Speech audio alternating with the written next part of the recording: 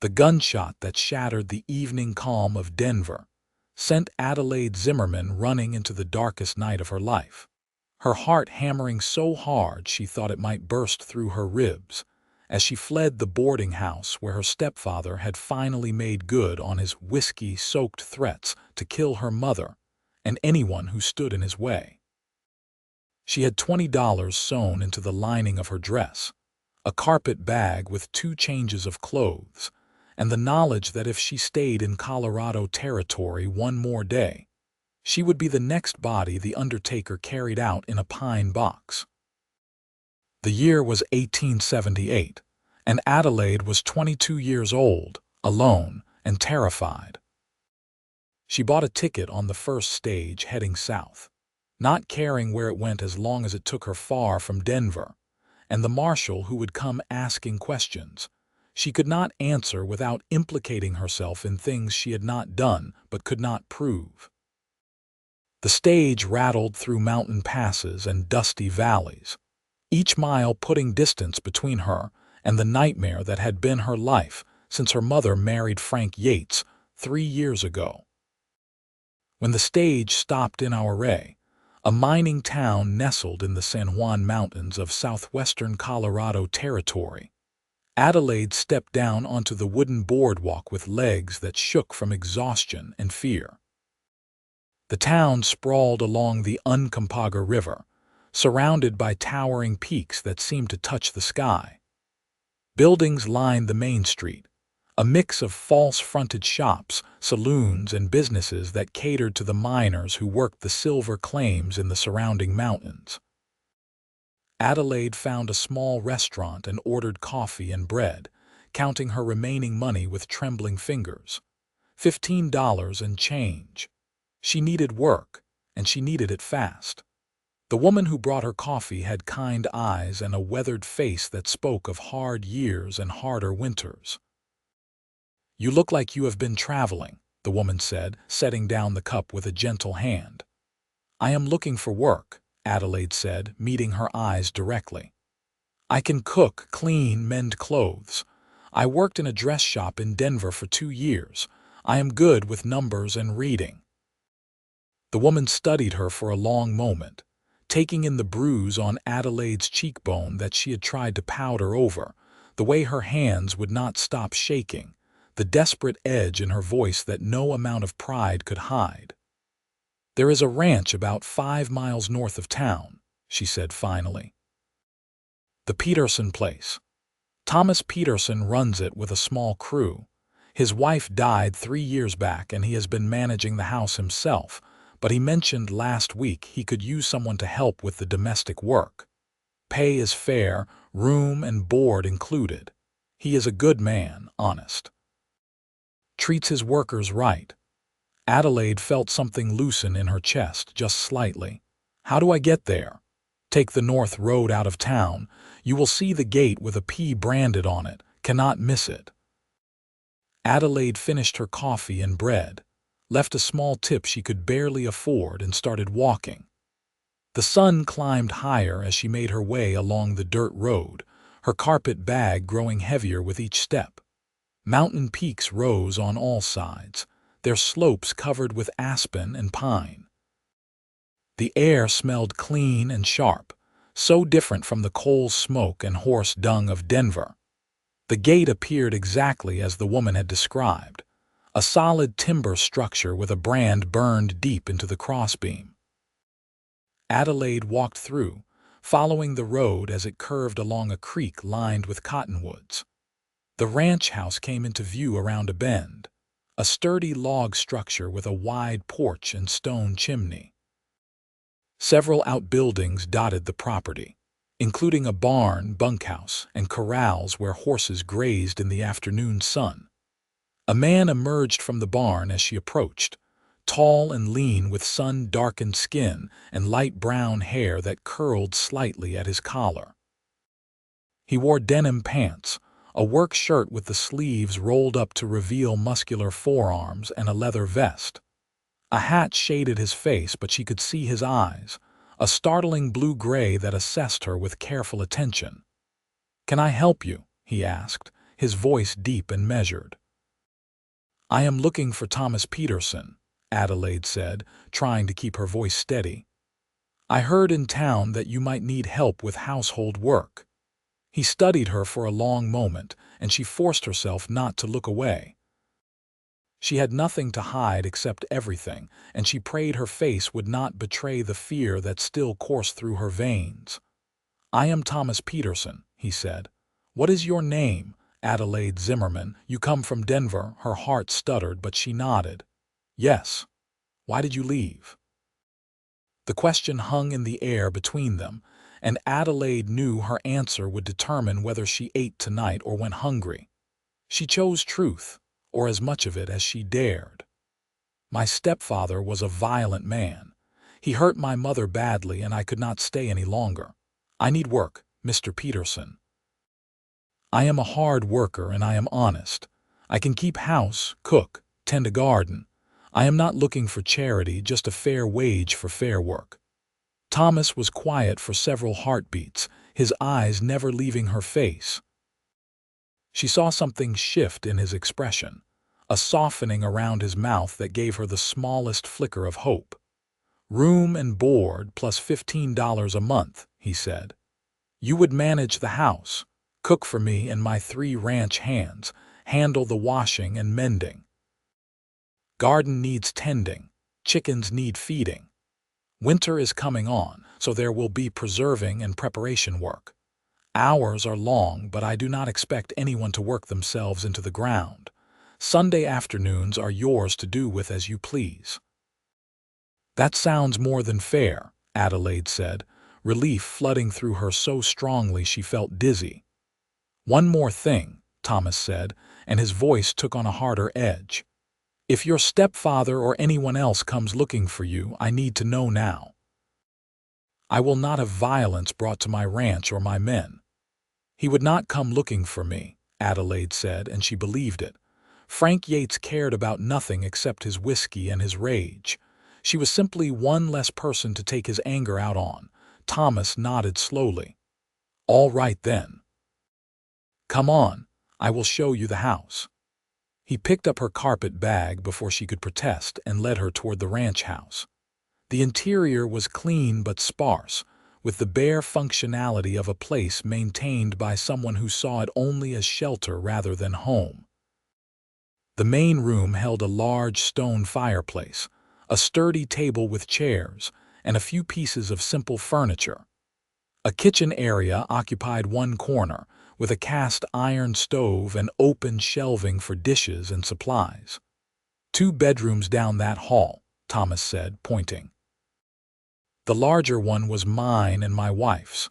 I have been sleeping in the smaller one since she passed. You can take the larger room. Sheets and blankets are in the chest at the foot of the bed. If you need anything else, let me know." "I cannot take your room," Adelaide protested. "It is just a room," Thomas said, and something in his voice told her not to argue. "Bathroom is out back, though there is a pitcher and basin in each bedroom for washing up. Water pump is by the kitchen door. Root cellar is accessible through the trap door in the kitchen floor. You will find most of the supplies you need down there." He set her bag down by the hallway and turned to face her, his expression serious. "My men are good workers and decent people. They will treat you with respect, and I expect you to do the same. Anyone gives you trouble, you come to me directly. Understood?" "Yes, sir." "It is Thomas, not sir. We are not formal around here." He pulled a pocket watch from his vest and checked the time. "It is near 4 o'clock now. Take the evening to settle in and rest. Tomorrow you can start figuring out the kitchen and getting a sense of things. I will introduce you to the men at breakfast." Adelaide nodded, grateful beyond words for this reprieve. Thomas headed for the door, then paused with his hand on the frame. "Welcome to the ranch, Adelaide," he said. And then he was gone, his boots heavy on the porch steps. Adelaide stood in the quiet house and felt the first tears come, hot and fast, streaming down her face in a release of tension she had been holding for days. She sank onto one of the chairs and let herself cry, great shaking sobs that left her breathless and hollow. When the tears finally stopped, she wiped her face with her sleeve, picked up her bag, and went to look at the room that was now hers. The bedroom was larger than anywhere she had ever slept, with a real bed frame and mattress, a chest of drawers, and a small table with a kerosene lamp. A window looked out over the valley, and Adelaide stood there for a long time, watching the shadows lengthen across the land as the sun moved toward the western peaks. The silence was profound, broken only by the occasional call of a bird or the distant lowing of cattle. She unpacked her few belongings, hanging her 2 dresses on pegs by the door and placing her small collection of personal items on the table. A hairbrush her mother had given her for her 18th birthday. A small Bible with her grandmother's name inscribed inside the cover. A photograph in a tarnished frame showing her mother before Frank Yates entered their lives, when her eyes still held light and laughter. Adelaide touched the photograph gently, then turned away. The past was done. Whatever came next, she would face it here, in this place of mountains and silence and a blue-eyed rancher who had given her shelter when she had nowhere else to turn. She slept that night more soundly than she had in months, lulled by exhaustion and the deep quiet of the ranch. When she woke before dawn, it took her a moment to remember where she was, and then everything came flooding back. She dressed quickly in her simpler work dress, pinned her dark hair into a practical bun, and ventured out to the kitchen to survey her new domain. The root cellar yielded flour, cornmeal, salt pork, dried beans, and a good supply of preserves and vegetables. Adelaide built up the fire in the stove and set about making breakfast, falling into the familiar rhythms of cooking as the sky outside gradually lightened. She made biscuits and gravy, fried salt pork and strong coffee, working quickly and efficiently. Thomas appeared as she was setting the table, followed by 3 men who filed in and took seats with the easy familiarity of routine. They all stopped short when they saw her, surprise evident on their faces.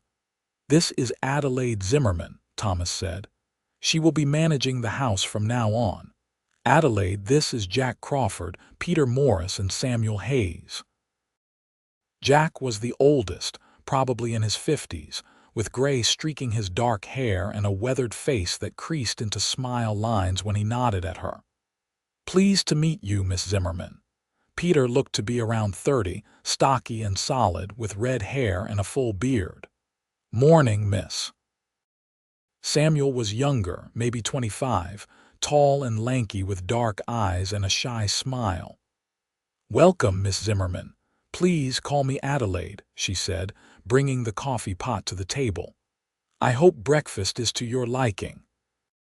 The men ate with appreciation, and Adelaide found herself relaxing slightly as the conversation flowed around her. They talked about the work ahead, cattle that needed moving to winter pasture, fences that needed mending before the snow came, supplies that would be needed from town. Thomas ate quietly, contributing to the conversation but mainly listening, his eyes occasionally flicking to Adelaide as she moved around the kitchen.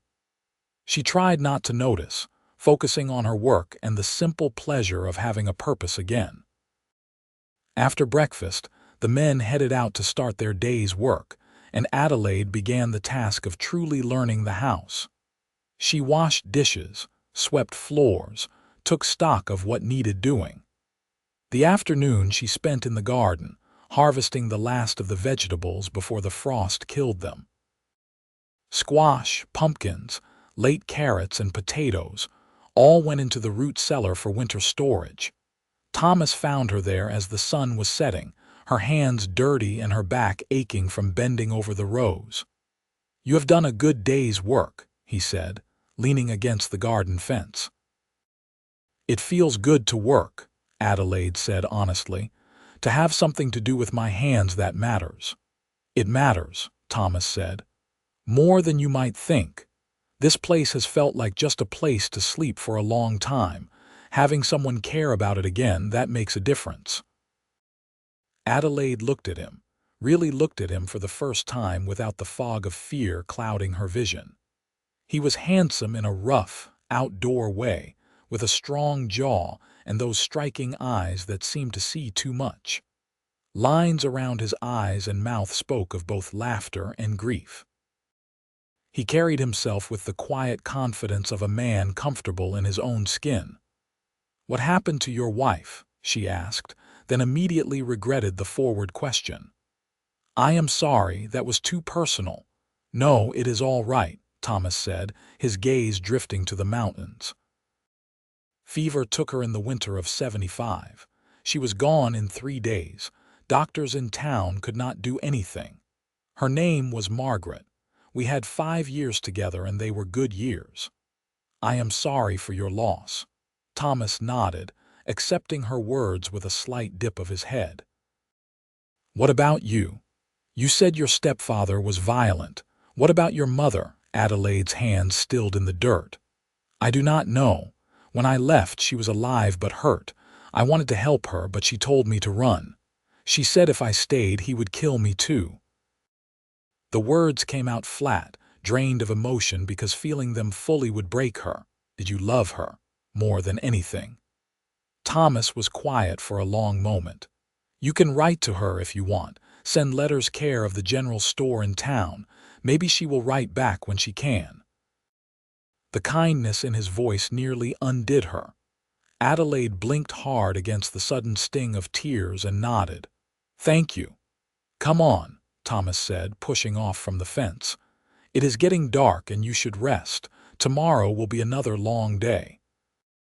They walked back to the house together, and Adelaide realized that for the first time since leaving Denver, she felt something other than fear.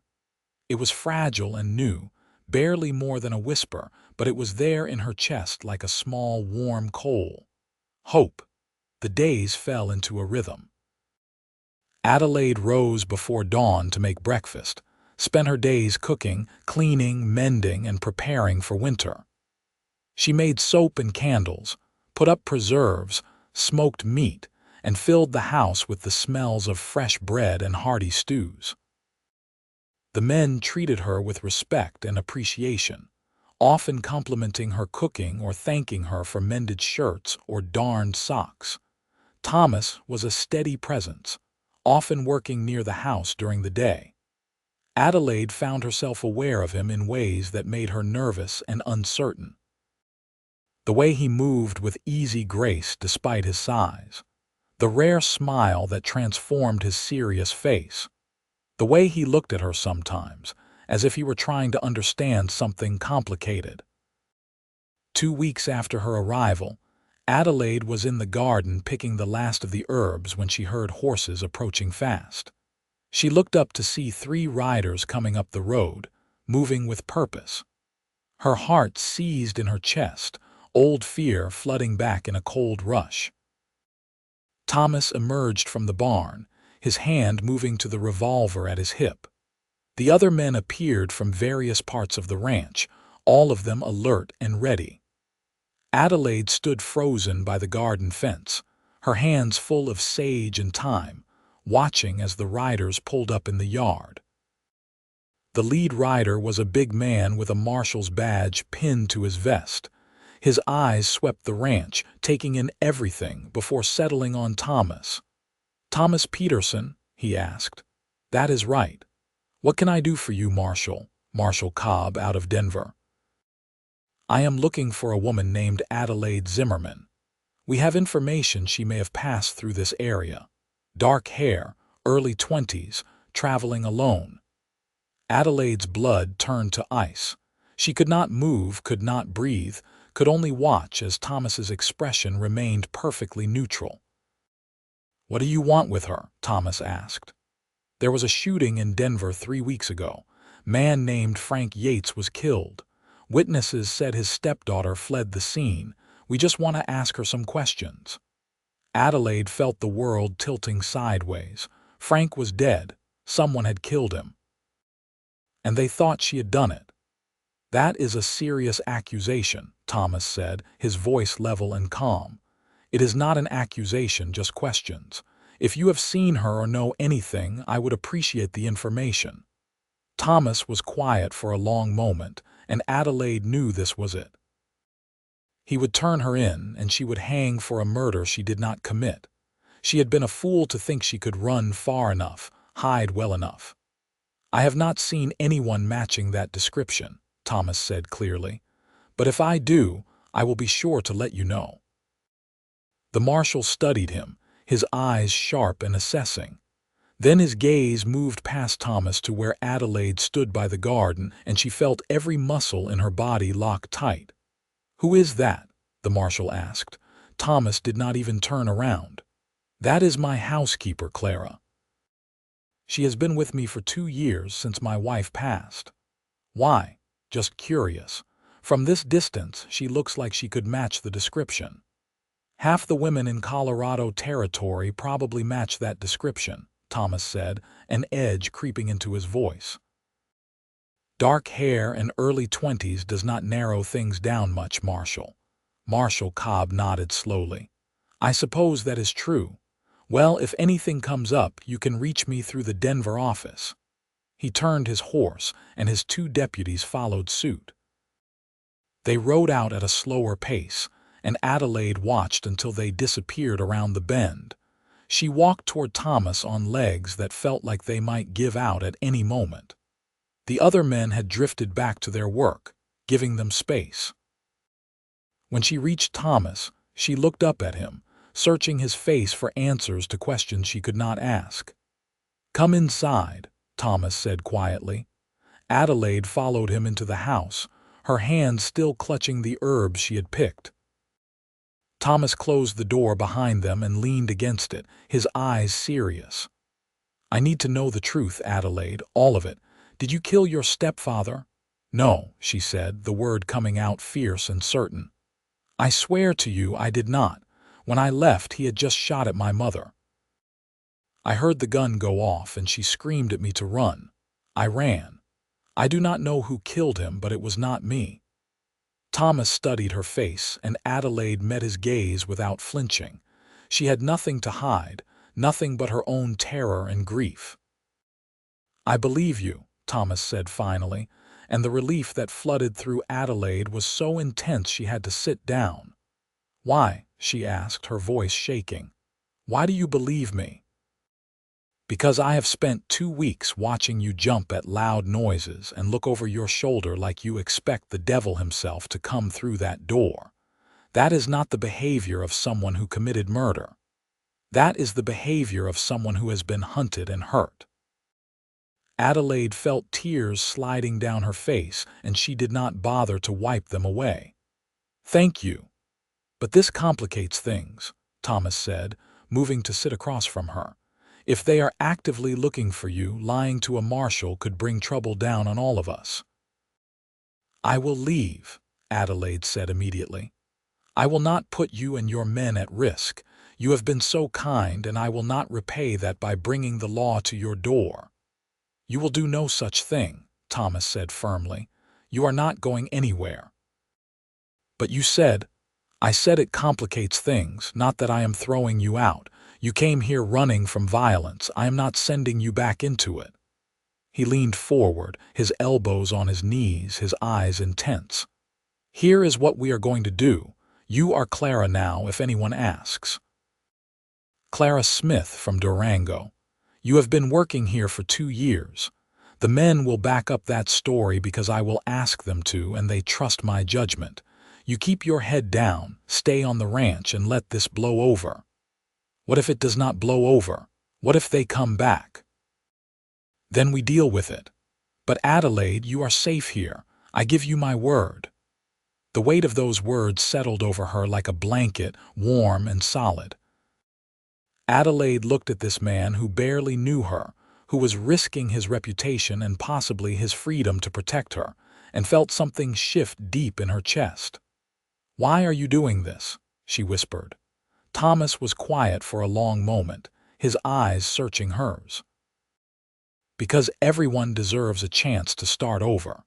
Because I know what it is like to lose everything and have to rebuild from nothing. And because I look at you and I see someone worth protecting." Adelaide could not speak, could not find words adequate to the emotions swirling through her. So she simply nodded, and Thomas nodded back, and something passed between them that needed no words at all. That evening, Thomas gathered his men and explained the situation. Adelaide stood beside him, forcing herself to be brave, to face whatever judgment came. But Jack, Peter, and Samuel simply listened, nodded, and accepted the story without hesitation. "Far as I am concerned, Clara has been here 2 years," Jack said, his weathered face set in firm lines. "Anyone asks, that is what I will say." "Same here," Peter added, and Samuel nodded his agreement. "I appreciate it," Adelaide said quietly, "more than you know." "We take care of our own out here," Jack said. "You are one of us now." The weeks passed, and autumn settled into the mountains with stunning displays of golden aspen and clear, cold nights. Adelaide wrote a letter to her mother, addressing it to Mrs. Margaret Yates' care of General Delivery in Denver, saying only that she was safe and working on a ranch, and that she hoped her mother was well. She did not mention the marshal or the accusation hanging over her head. She did not receive a response. Thomas taught her to ride, leading her around the corral on a gentle mare named Daisy until she gained confidence. Adelaide found she loved it, the feeling of freedom that came with moving across the land on horseback, the wind in her face and the world opening up around her. She also found herself noticing Thomas in ways that had nothing to do with gratitude or safety. The way he laughed at something Jack said, throwing his head back with genuine amusement. The careful gentleness of his hands when he worked with the horses. The way his eyes softened when he looked at her, as if she were something precious that might break. One evening in late October, after the men had gone to the bunkhouse and the dishes were clean, Adelaide stepped out onto the porch for a breath of air. The stars were brilliant overhead, undimmed by any city lights, stretching across the sky in a river of light. She wrapped her shawl tighter against the chill and breathed in the sharp mountain air. "Beautiful night," Thomas said, emerging from the barn and walking toward the house. "I've never seen so many stars," Adelaide said. "In Denver, you could barely see them through the smoke and lights." Thomas came to stand beside her, leaning against the porch railing. "That is one of the things I love about this place. The silence and the stars. Makes you feel small in a good way, like your problems are not as big as they seem." "Does it work?" Adelaide asked. "Does it make your problems smaller? Sometimes. Other times it just gives you perspective." He was quiet for a moment. "Can I ask you something?" "Of course." "Do you ever think about what you want? Not running from something or hiding, but actually wanting something for yourself?" Adelaide considered the question, turning it over in her mind. What did she want? For so long she had only thought about survival, about making it through one more day. But standing here under the stars with Thomas beside her, she realized her wants had shifted. "I want peace," she said slowly. "I want to wake up without fear. I want to build something that matters, something that lasts."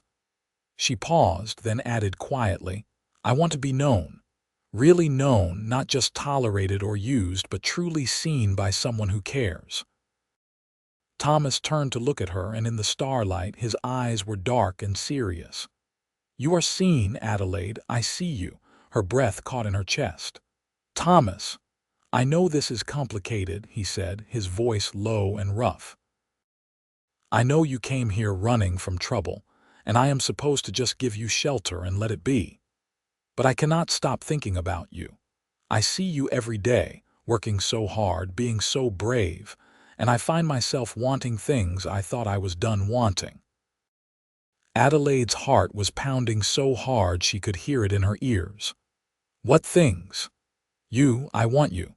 Not as my housekeeper or someone I am protecting. I want to know everything about you. I want to make you smile. I want to be the person you turn to, not because you are scared, but because you choose me." He reached out and gently tucked a strand of hair behind her ear, his fingers lingering against her cheek. "Tell me I am not alone in this. Tell me you feel it too." "I feel it," Adelaide whispered, leaning into his touch. "I did not think I could feel anything but fear anymore, but then you looked at me like I mattered, and everything changed." Thomas cupped her face in both hands, his thumbs brushing her cheekbones with infinite tenderness. "You matter more than you know." Then he kissed her, soft and careful, as if she were something infinitely precious. Adelaide made a small sound in the back of her throat and kissed him back, her hands coming up to grip his shirt. The kiss deepened, turning hungry and desperate, weeks of tension and unspoken feelings pouring out in that single point of connection. When they finally broke apart, both breathing hard, Thomas rested his forehead against hers. "I have been wanting to do that for weeks," he admitted. "I am glad you finally did," Adelaide said, a smile tugging at her lips. They stood there under the stars, holding each other, and Adelaide felt the last of her fear begin to crack and fall away. Whatever came next, whatever trouble followed her from Denver, she would face it with Thomas beside her. She was not alone anymore. Winter came to the San Juan Mountains with a vengeance, bringing snow that piled in deep drifts and temperatures that plunged below zero. The ranch settled into winter routine. Work focused on feeding the animals and keeping everyone warm and supplied. Adelaide spent her days cooking hearty meals, keeping the fires burning and working on mending and other indoor tasks. She and Thomas were careful around the men, not wanting to make anyone uncomfortable, but in the evenings after everyone else had retired, they would sit together by the fire, talking for hours about everything and nothing. Thomas told her about growing up in Missouri, about coming west after the war, about meeting Margaret at a church social, and knowing within minutes that he would marry her. Adelaide told him about her childhood, about her father dying when she was 10 and how lost her mother had been. About the desperation that had led her mother to marry Frank Yates, and how quickly the dream of stability had turned into a nightmare of violence and fear. "You think she is still alive?" Thomas asked one night, his arm around Adelaide's shoulders as they sat close on the sofa. "I do not know," Adelaide said honestly. "Part of me hopes she is, but part of me thinks she might be better off if she is not. Living with him was not living, it was just surviving day after day. You could try writing again." Adelaide shook her head. "If she wanted to reach me, she would have responded to the first letter. Either she cannot or she chooses not to, and I have to accept that." Thomas pressed a kiss to her temple. "I am sorry. Do not be. I have more here than I ever had in Denver. I have work I am proud of, people who care about me, and you." She turned to look at him, reaching up to trace the line of his jaw. "I have you, and that is worth more than I can say." "You have me for as long as you want me," Thomas said, catching her hand and pressing a kiss to her palm. "Forever then," Adelaide said, only half teasing. "Forever works for me," Thomas replied, and the look in his eyes told her he meant every word. Christmas came, and Adelaide decorated the house with pine boughs and holly, filling it with warmth and light.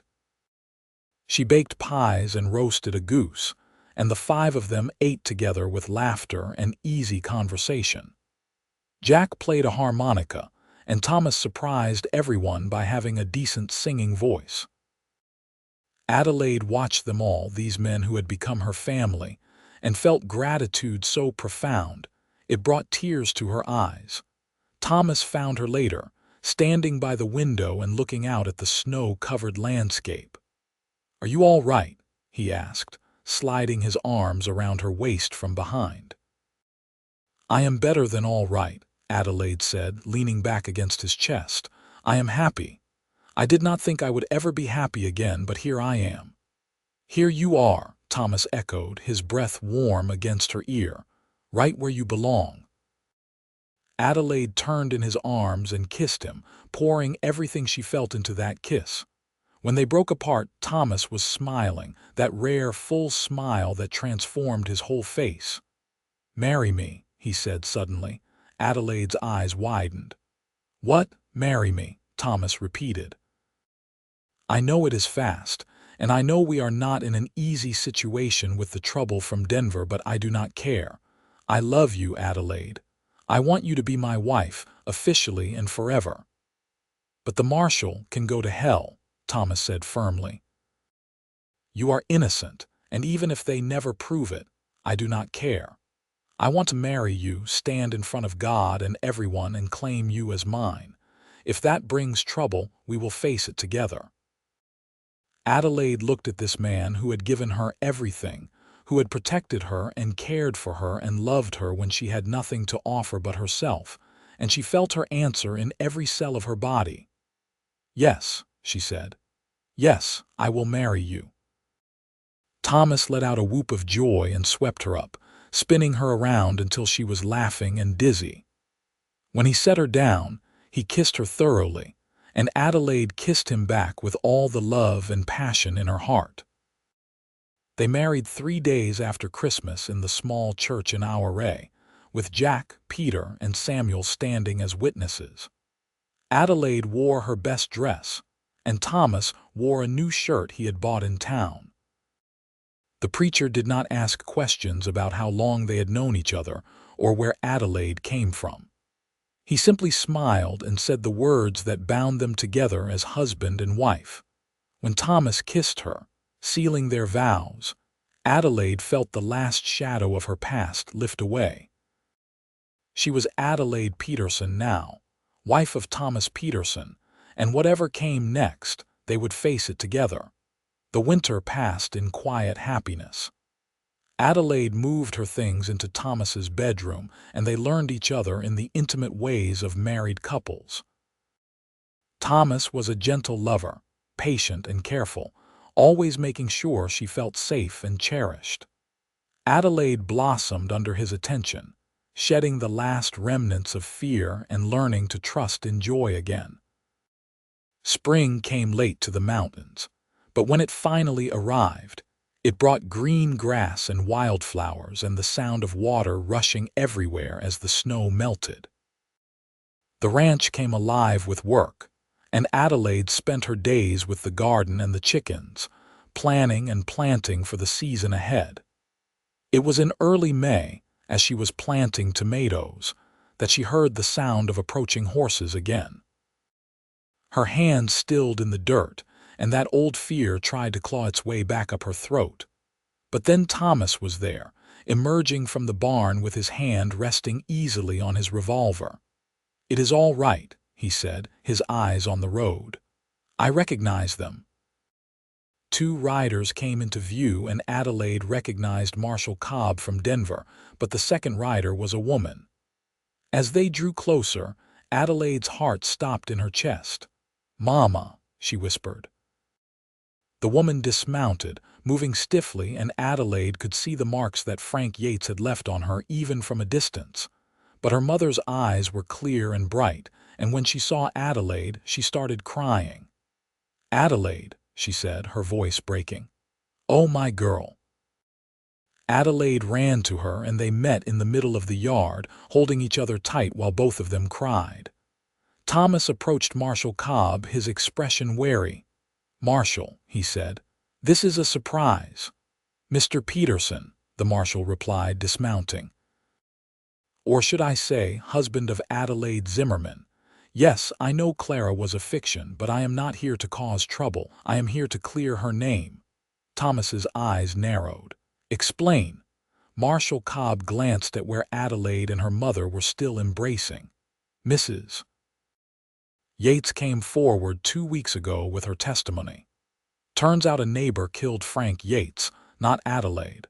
Man witnessed Yates beating his wife half to death and decided to intervene with a bullet. He confessed, is sitting in jail right now awaiting trial." Adelaide Zimmerman is completely cleared of any wrongdoing."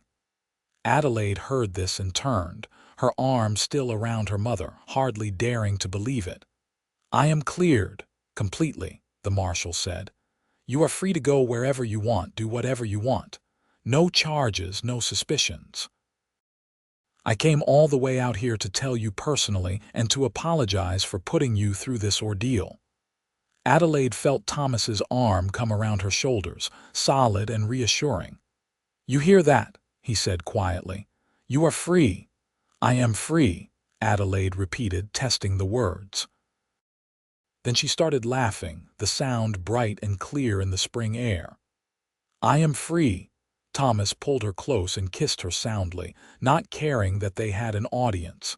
When he released her, Adelaide turned to her mother. "Mama, this is my husband, Thomas Petersen." "Thomas, this is my mother, Grace Yates." "Pleased to meet you, madam," Thomas said, inclining his head. "You are welcome to stay with us as long as you like." Grace looked at her daughter, at the tall cowboy standing protective beside her, at the ranch spreading out around them, and she smiled through her tears. "You found yourself a good one," she said to Adelaide. "I know," Adelaide replied, squeezing Thomas's hand. "Believe me, I know." Marshal Cobb stayed for a meal, then headed back to Auray to catch the stage. Grace stayed on at the ranch, and over the following weeks, Adelaide watched her mother slowly heal, both physically and emotionally. The bruises faded, the fearful look in her eyes gradually replaced by something calmer and more settled. "What will you do?" Adelaide asked one evening as they shelled peas together on the porch. "I thought I might stay in Auray," Grace said. "I saw a dress shop in town that has a help wanted sign. I was always good with a needle, and I think I would like to build a life here, near you but not on top of you. You and Thomas need your privacy." "You are always welcome here, Mama." "I know, sweetheart, but you have built something good and I want to do the same. I want to prove to myself that I can stand on my own." Grace reached over and squeezed Adelaide's hand. "I am so proud of you. You ran when you needed to, you survived, and you found love. That takes courage." "I learned from the strongest woman I know," Adelaide said, squeezing back. Grace did move to Auray a month later, taking a small room above the dress shop and working long hours to establish herself. Adelaide visited her every week, and slowly they rebuilt the relationship that Frank Yates had tried so hard to destroy. Summer on the ranch was busy and beautiful. Adelaide's garden flourished, and she spent long days preserving vegetables and fruits, filling the root cellar with supplies for the coming winter. Thomas taught her to shoot, standing behind her and guiding her hands as she learned to handle a rifle. "I never want you to feel helpless again," he said. "If trouble comes, I want you to be able to protect yourself." Adelaide became a decent shot, good enough that Thomas trusted her to hunt rabbits and grouse for the table. She loved the independence of it, the knowledge that she could provide for herself and her family. In August, Adelaide realized she had missed her monthly courses. She said nothing at first, afraid to hope, but when September came and there was still no sign, she told Thomas. They were in the barn and Thomas was mending a saddle when she approached him. "I think I might be with child," she said, her voice shaking slightly. Thomas looked up sharply, his hands stilling on the leather. "You think?" "I am almost certain." He was across the barn in 3 long strides, pulling her into his arms and lifting her off her feet. "A baby," he said, his voice full of wonder. "We are going to have a baby." "Are you happy?" Adelaide asked, searching his face. "Happy." Thomas set her down gently, cupping her face in his hands. "Adelaide, I am over the moon. You have given me everything I thought I had lost. Love, joy, hope, and now a child. I could not be happier if I tried." Adelaide laughed and kissed him, relief and joy flooding through her. They told the men that night over supper, and the congratulations were loud and heartfelt. Jack got a little misty-eyed, and Peter insisted on giving a toast with coffee since they did not keep alcohol on the ranch. Grace cried when Adelaide told her, holding her daughter close and murmuring prayers of thanksgiving. "You are going to be a wonderful mother," she said. "I am so happy for you, sweetheart." The pregnancy progressed smoothly through the fall and into winter. Adelaide continued her work as long as she could, though Thomas and the men became increasingly protective, insisting she rest more and lift less. She found it both amusing and touching, these rough cowboys tripping over themselves to help her. In March of 1879, during a late winter snowstorm, Adelaide went into labor. Grace came from town despite the weather, and together she and Thomas helped Adelaide through the long night of bringing new life into the world. Their son was born just as dawn was breaking, his first cries strong and healthy. Thomas held him with shaking hands, tears streaming down his face as he looked at his child. "He is perfect," Thomas whispered, his voice thick with emotion. "Adelaide, he is absolutely perfect." "What should we name him?" Adelaide asked, exhausted but radiant. Thomas looked at her, then back at the baby. "I was thinking Timothy after my father. Timothy James Petersen." "Timothy," Adelaide repeated, testing it out. "I love it. Welcome to the world, Timothy James." The baby thrived, growing strong and healthy. Thomas was a devoted father, often found holding his son in the evenings and talking to him about the ranch and the mountains and all the things they would do together when Timothy was older.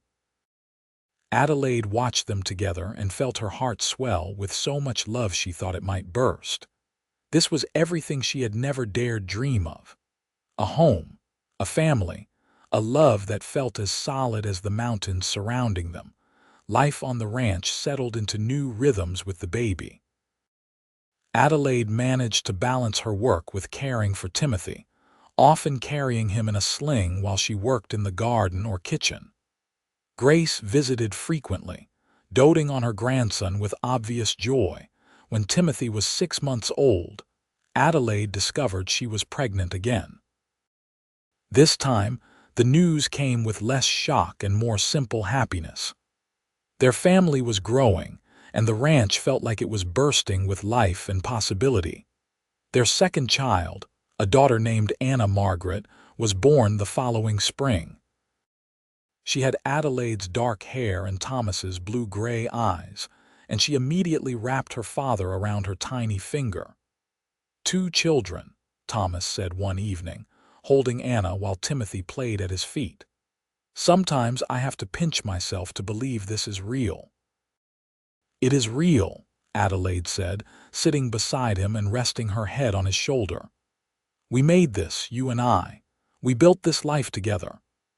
Best thing I ever did was take a chance on a scared woman who showed up at my ranch asking for work," Thomas said, pressing a kiss to her hair. "Best thing I ever did was trust you enough to stay," Adelaide replied. The years rolled on, each one bringing new challenges and joys. The ranch prospered under Thomas's careful management. Jack eventually retired and moved into a small cabin on the property, content to spend his days fishing and watching the children grow.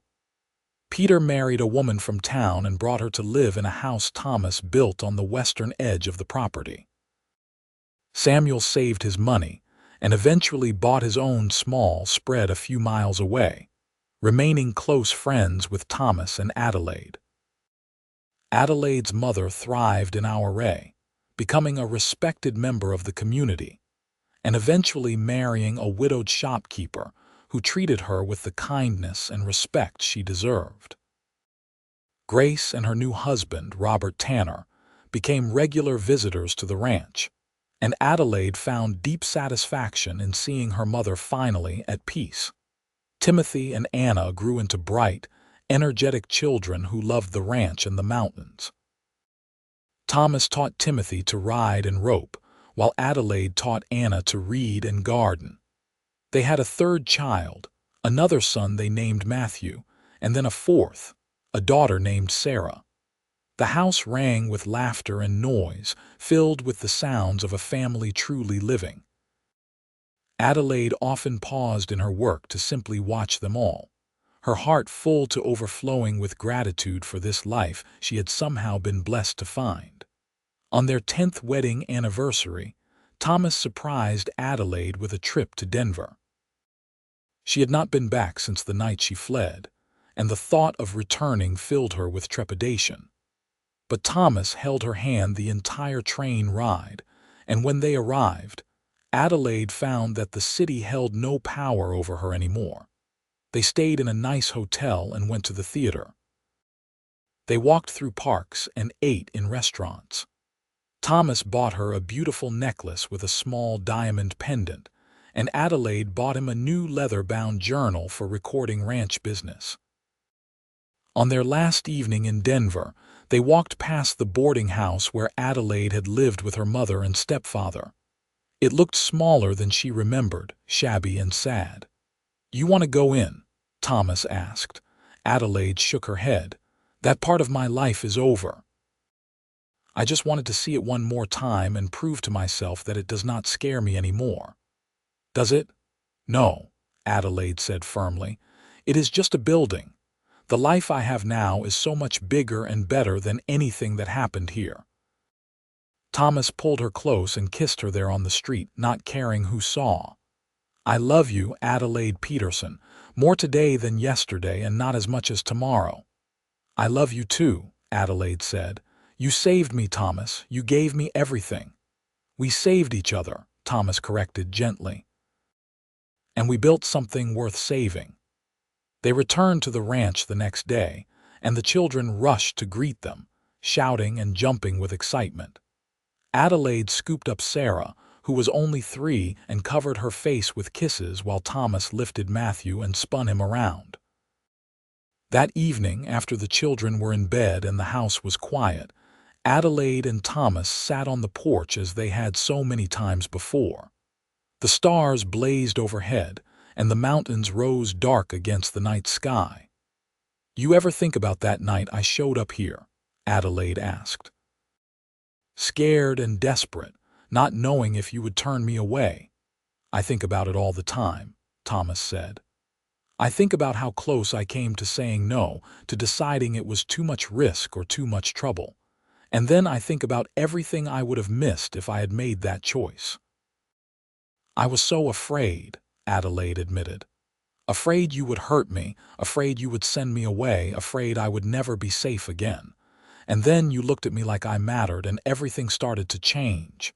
You did matter. You still matter. You always will." Thomas reached over and laced his fingers through hers. "You are the best thing that ever happened to me, Adelaide. You and our children and this life we have built. I wake up every morning grateful that you stumbled onto my ranch that day." "I did not stumble," Adelaide said, smiling. "I ran for my life and found my life in the process." They sat in comfortable silence, hands clasped, watching the stars wheel slowly overhead. From inside the house came the faint sound of one of the children coughing, and Adelaide started to rise, but Thomas gently pulled her back down. "I will check," he said, pressing a kiss to her forehead. "You stay here and enjoy the peace." Adelaide watched him go, this man who had given her everything, and felt the same rush of love and gratitude she had felt that first night when he told her she was safe. Thomas returned a few minutes later, reporting that Matthew had just been dreaming and was already back asleep. "All quiet," he said, settling back into his chair. "For now," Adelaide said with a laugh. "Give it a few hours and Anna will be up wanting water, and then Sarah will wake because she hears Anna, and then we will all be awake." "Sounds about right," Thomas agreed, grinning. "Would not trade it for anything, though." "Neither would I." More years passed, each one building on the foundation they had laid. The children grew from toddlers to youngsters to teenagers, each developing their own personalities and dreams. Timothy became a skilled rancher, working alongside his father and learning every aspect of the business. Anna developed a passion for medicine, inspired by the doctor in Auray who had helped deliver her youngest siblings. Matthew loved books and learning, spending hours reading everything he could get his hands on. Sarah, the youngest, was fearless and wild, happiest when she was on horseback racing across the open land. Adelaide's mother lived to see all her grandchildren grown, passing peacefully in her sleep at the age of 72 with her daughter holding her hand. They buried her in the Auray cemetery next to Robert, and Adelaide grieved, but also felt grateful that her mother had lived long enough to know peace and love and family. Jack passed a few years later, and they buried him on a hillside overlooking the ranch he had loved. Peter and his wife had 5 children who often came to play with Adelaide and Thomas's brood. Samuel married late but happily, bringing his bride to his small ranch and building a good life. Through it all, Adelaide and Thomas remained the center around which everything else revolved. Their love deepened and matured, weathering the storms of life with grace and determination. They argued sometimes, as all couples do, but they always came back together, always chose each other, always remembered what they had survived to be together. On their 25th wedding anniversary, Thomas took Adelaide riding up into the mountains to a meadow filled with wildflowers. They dismounted and spread a blanket, eating the lunch Adelaide had packed and enjoying the warm summer day. 25 years, Thomas said, lying back with his hands behind his head. Seems like yesterday and forever ago all at once. I know what you mean, Adelaide said, lying beside him and looking up at the perfect blue sky. Sometimes I still feel like that scared girl who showed up at your ranch. Other times I feel like I have been your wife for 100 years. Both are true, I suppose, Thomas said, rolling onto his side to look at her. You are still that brave woman who ran toward an uncertain future rather than stay in a terrible present. But you are also the strong, confident woman who built a life and raised a family and made a house into a home. Adelaide turned to face him, reaching up to trace the lines on his face, the gray that now threaded through his hair. You have a few more wrinkles than you did 25 years ago. So do you, Thomas said, his eyes crinkling with amusement. You are still the most beautiful woman I have ever seen. Liar, Adelaide said fondly. Truth, Thomas insisted. He leaned forward and kissed her, slow and sweet, and Adelaide kissed him back with all the love of 25 years of marriage. When they broke apart, Thomas pulled something from his pocket. It was a small velvet box, worn at the edges. I never properly proposed, he said. I just blurted it out that Christmas, swept up in the moment, so I thought I should do it right this time. He opened the box to reveal a simple gold ring with a single small sapphire. Adelaide Zimmerman Petersen, you are the love of my life, my partner, my best friend. Will you continue being my wife for the next 25 years and all the years after that? Adelaide felt tears sliding down her face, and she laughed through them. Yes, you fool. Of course, yes. Thomas slipped the ring onto her finger beside her wedding band, and Adelaide held up her hand to admire it in the sunlight. It is beautiful, she said. You are beautiful, Thomas replied. Inside and out, I am the luckiest man alive. They rode back to the ranch as the sun was setting, arriving to find all 4 of their children waiting with their families.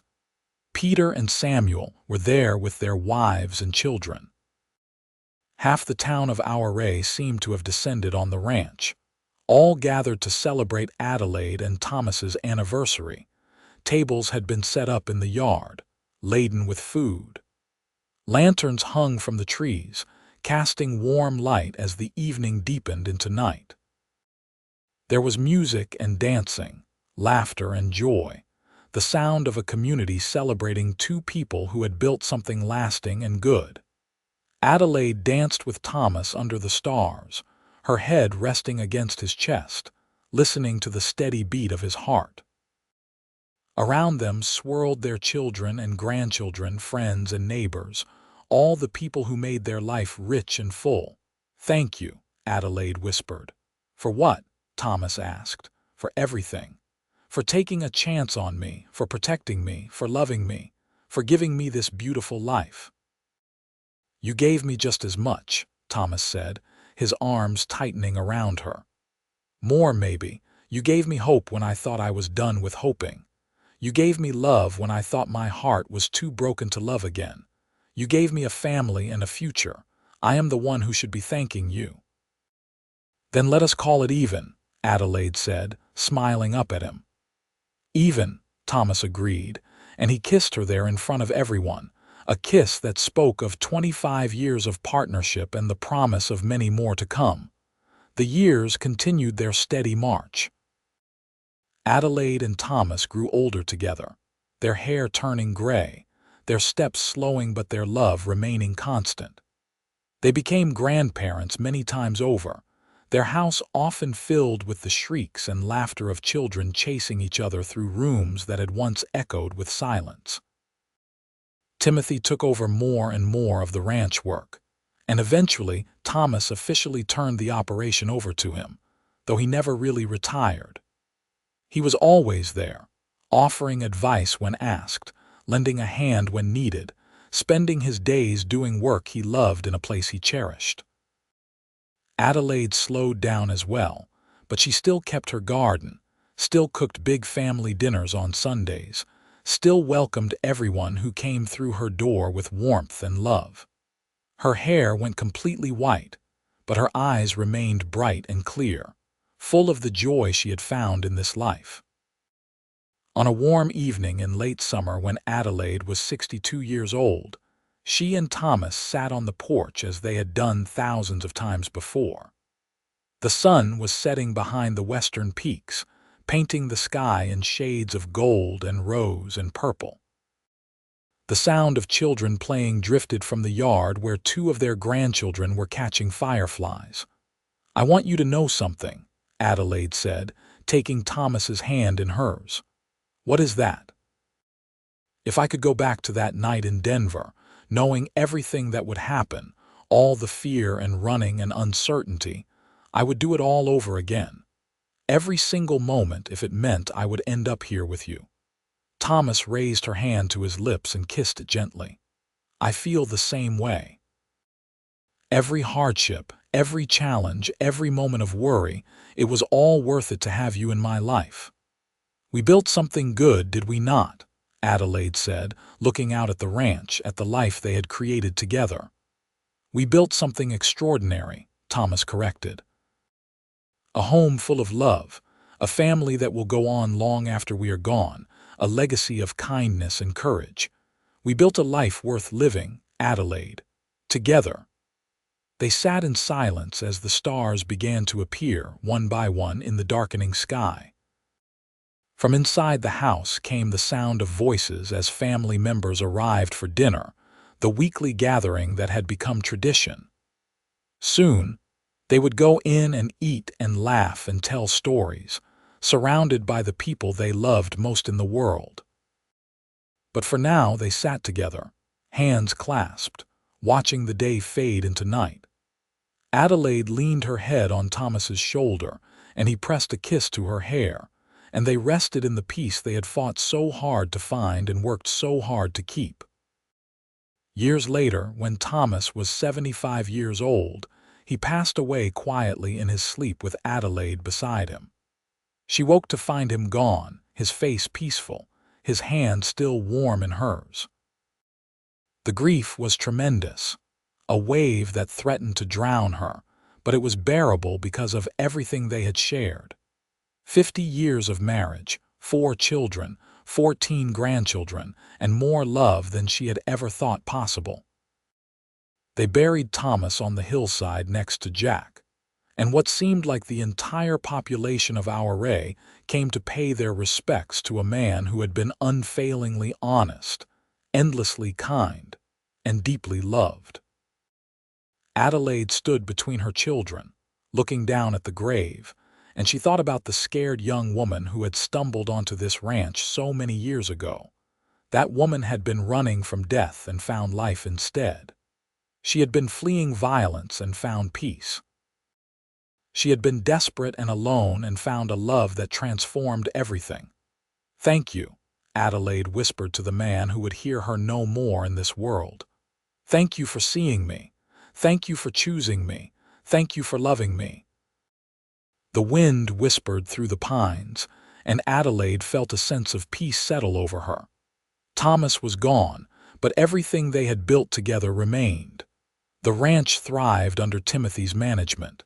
Anna was a respected healer in our array. Matthew had become a teacher, passing his love of learning to a new generation. Sarah ran a successful horse breeding operation on her own piece of land. Adelaide lived 4 more years, spending them surrounded by family, tending her garden and telling stories about Thomas to grandchildren who hung on every word.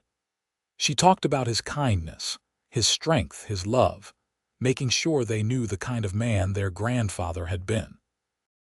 On a spring morning when the wildflowers were just beginning to bloom, Adelaide did not wake up. She passed peacefully in her sleep, a small smile on her face, as if she were dreaming of something wonderful.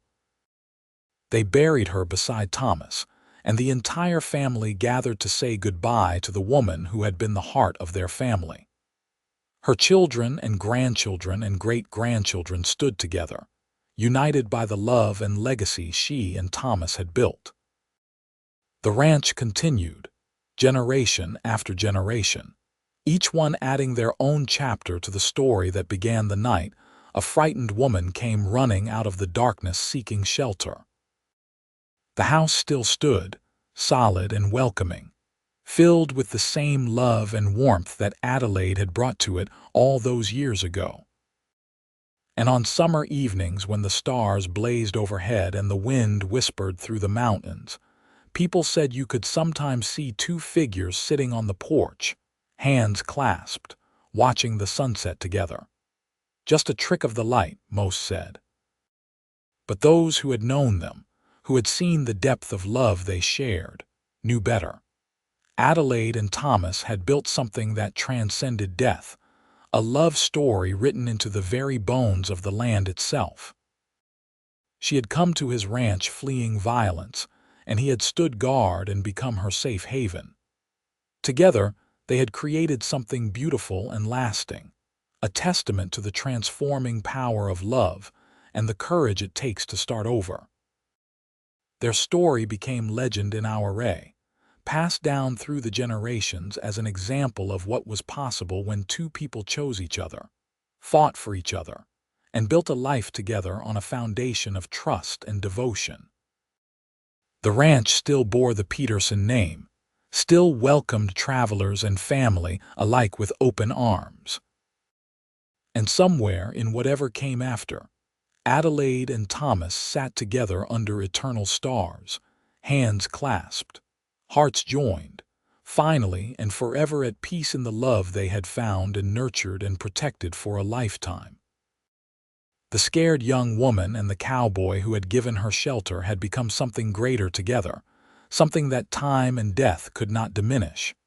Their love story was complete, a circle closed, a promise fulfilled.